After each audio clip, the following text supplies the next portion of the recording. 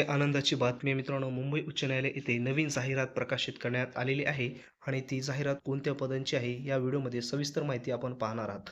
तर सर्वात अगोदर जर आपण विचार केला तर या ठिकाणी मित्रांनो पहा, टोटल 27 सिलेक्शन लिस्टसाठी ही जाहिरात असणार आहे आणि यामध्ये 7 जागा ह्या वेट लिस्टच्या असणार आहेत आणि जर पोस्टचा जर आपण विचार केला तर पाहू शकता या ठिकाणी पोस्ट ऑफ असोसिएट या पदाची ही जाहिरात असणार आहे, बॉम्बे हायकोर्ट्स या ठिकाणी.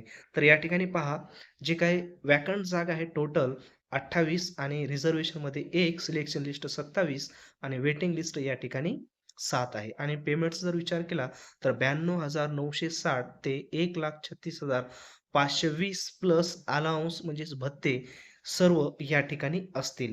तर त्याच पद्धतीने याची जर एज लिमिट्स पाहिलं तर या ठिकाणी एज लिमिट सुद्धा देण्यात आलेले आहे. Minimum age limit for all category फक्त या ठिकाणी 21व्या वर्षापर्यंतच तुम्हाला या ठिकाणी फॉर्म भरता येईल. त्यानंतर खाली या ठिकाणी दिलेले प्रॅक्टिसिंग ॲडव्होकेटसाठी 21, 38 आणि 43 वेगवेगळ्या कॅटेगरीनुसार या ठिकाणी एज लिमिट्स देण्यात आलेली आहे. आणि या ठिकाणी दुसरी महत्त्वाची गोष्ट म्हणजेच काय आहे, की क्वालिफिकेशन तुमच्याजवळ असणे अत्यंत आवश्यक आहे. त्यासाठी नोट्स दिलेली आहे.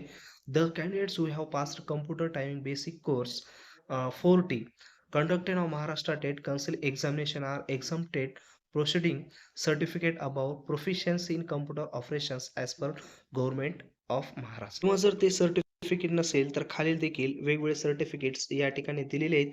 या सर्टिफिकेटपैकी एक सर्टिफिकेट तुमच्याजवळ असणे अत्यंत आवश्यक आहे आणि दुसरी क्वालिफिकेशन या ठिकाणी देण्यात आलेली आहे, की मिनिमम स्पीड तुमची असली पाहिजे इंग्लिश शॉर्ट हँडची 80 आणि टायपिंगची असली पाहिजे 35 आणि दुसरं म्हणजेच या ठिकाणी तुम्हाला लिहिता, वाचता आणि बोलता येणे अत्यंत आवश्यक आहे मराठी लँग्वेज आणि या ठिकाणी पूर्णपणे सिलॅबस वगैरे दिलेला आहे मित्रांनो. या ठिकाणी व्यवस्थित ही जाहिरात पहा आणि ही जाहिरात आपण आपल्या टेलिग्राम चॅनलवर अपलोड केलेली आहे.